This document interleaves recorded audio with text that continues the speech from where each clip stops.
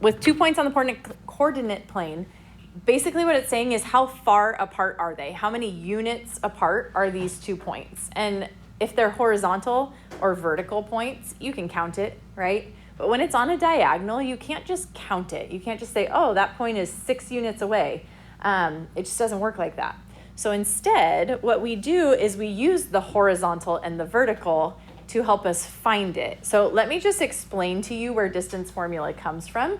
You've probably heard of the Pythagorean Theorem before, yeah?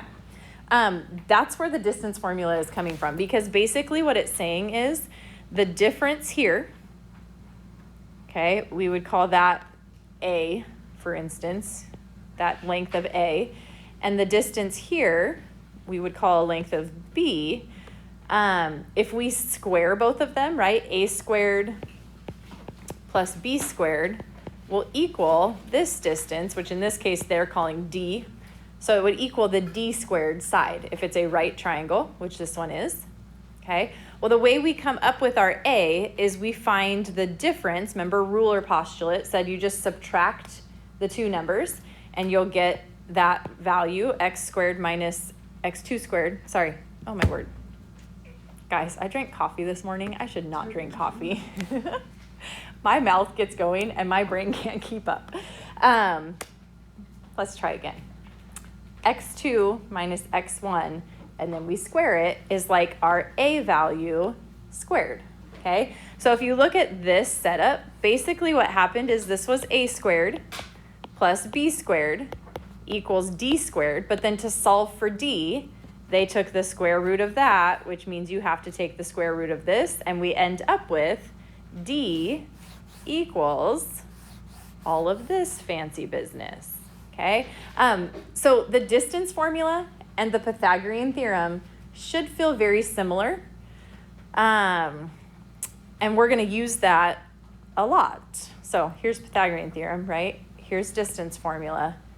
They're really the same thing. So here's what you're going to do. And this is very much like the midpoint formula in that you're going to be given 2 points and you're going to drop those 2 points into a formula. Negatives matter. I will say it again. Negatives matter, okay? The formula that we use, notice, has subtraction here, but it has addition here. Okay, so within the parentheses, we're subtracting. Outside of the parentheses, we're adding. That does not change. It will always be subtraction inside and addition outside of the parentheses, which is still under the radical. So if we are going to do the distance formula, let's move to this example 3 here. I'm going to rewrite it here. You don't have to rewrite it. I just want a neat place for you to see what I'm doing. Distance equals the square root of x2 minus x1 squared plus y2 minus y1 squared. Okay, look at the 2 points they give you. They say, what is the distance between negative 7.5 and 4, negative 3? You need to assign those points variables, okay? If I call negative 7 x1, then what do I have to call my 5? y1, not x2, okay? Please don't call it x2. A point always has an x and a y. So that would be y1. So then what is my 4 going to be called? x2, and my negative 3 is my y2, okay? Please don't skip that step in the problem. People skip that and they do it wrong because they're just rushing and they make silly mistakes and they grab the wrong number in the wrong place. Please don't do it, okay? This can be the easiest problem in the world if you just take your time. Here's why. I know distance equals, I'm going to drop in what I know. So we know there's a parenthesis here. What's going to take the place of my x2? 4. That's the 4, right? Minus my x1, which is what? Negative 7. Not 7, right? It's minus a negative 7. Now, if you want to put parentheses around that, that's fine. You don't have to. But 4 minus a negative 7, don't forget we're squaring that. Now bring down your plus, bring down your parenthesis. What goes here? Negative 3 is my y2 minus 5 squared. Okay? Honestly, if you can do that, you've won half the battle already, because that's where most mistake gets made, is people just put the wrong things in, or they rush through and they put a plus where it should be a minus, or a minus where it should be a plus. Take your time, write it in slowly, okay? Once you've done that, now it should be fairly straightforward. Honestly, you guys, if you put it into your calculator exactly how you see it, your calculator will do, that's not true. Ignore the radical, okay? If you put this into your calculator exactly how you see it, your calculator will do that for you. I don't know if I recommend that or not, just because people do silly things with calculators.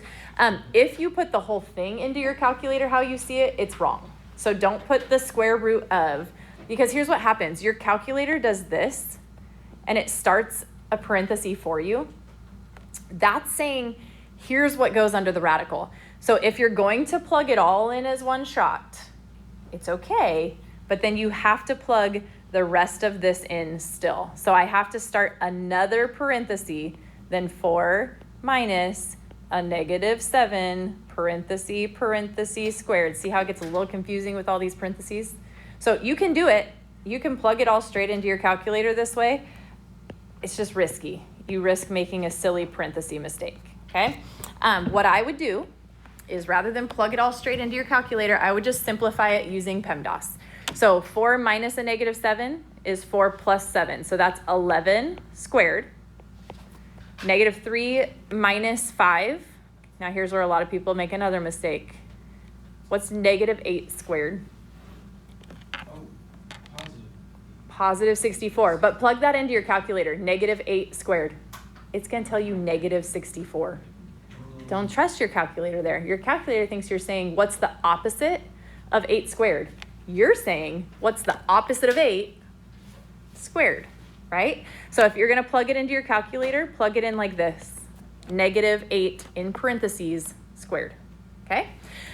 So this is 11 squared. Why did we do that? Don't do that. Come back. For negative 8 squared? No, for like the whole Gave you a negative? No, underneath. Oh, you're good there. Yep. So this would be the square root of this is our distance, right? So distance equals the square root of, again, if you want to plug in 11 squared plus negative 8 squared, just keep the parentheses and it will give it to you. Or take it one piece at a time. 11 squared is 121. Negative 8 squared is positive 64. Positive. Simplify that. You get the square root of 185. So plug the square root of 185. Does everyone know where the square root button is on your calculator? Yes. Get your calculator out if you don't have it out. If you don't have them with you, bummer. Try it at home. But when you plug this in, you're going to hit the second button. And then is it the x squared key that has the radical underneath it? Yeah. So hit that square root button and then type in 185 and hit enter, and you should get, we're going to round, about 13.6. We'll round to the nearest tenth. Okay? And I'm sorry if you feel like I'm babying you right now, but so many people do these wrong, and these should be the easiest problems out there because you're literally just dropping numbers in, but you got to pay attention to what PEMDAS is telling you, to what negatives are telling you, to all of that stuff, okay? Okay, I'm going to have you, yeah. So you hit the second, the blue button, that one. So hit that. And then do you see where it says x squared? There should be a little blue right above it. That's a square root symbol. That's how you choose it. So click x squared. And now type in 185. Anybody else have questions on the calculator? Okay. I'm gonna give you numbers to try yourself. Let's do this. Try -9 and 3 and 5 and -4. Okay, find the distance between those 2 points. Go. Using distance formula. Here we go. Number 4. And then we're done, guys. Short lesson, right? Yes, you have homework. 1.7b is your homework. So it says, on a zip line course, you're harnessed to a cable that travels through the treetops. Have any of you done that, by the way? Oh my goodness. My husband and I went to Costa Rica for our 10th wedding anniversary, and one of the zip lines was a mile long. Can you imagine? Like, nuts, right? It was so fun. So fun. Yeah, how can that be, right? It was nuts. It was super cool. I don't remember. But it was amazing. Best thing I've ever done. Anyway, back to the question. It says you start at platform A and zip to each of the other platforms. How far do you travel from platform B to platform C? And then notice this. Each grid unit represents 5 meters. Okay, which you can see if you look closely at the picture, but we're going from B to C. Okay, so they want to know the distance between those. So can anyone tell me where point B lies? What point is that on the coordinate plane? Yeah, Bradley. -30, -20. -20. Okay, so that's your B. What's your point C? Julia. -15 Uh-huh. and 10.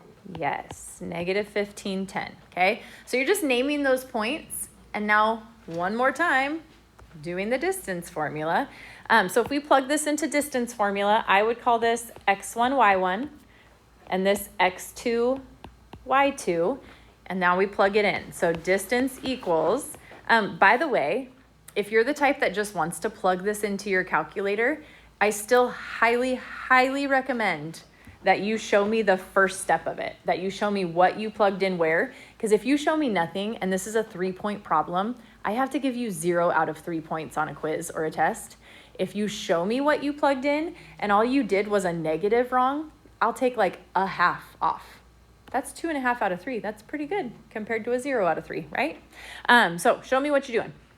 All right, this is x2, -15, minus x1, -30 squared, plus what?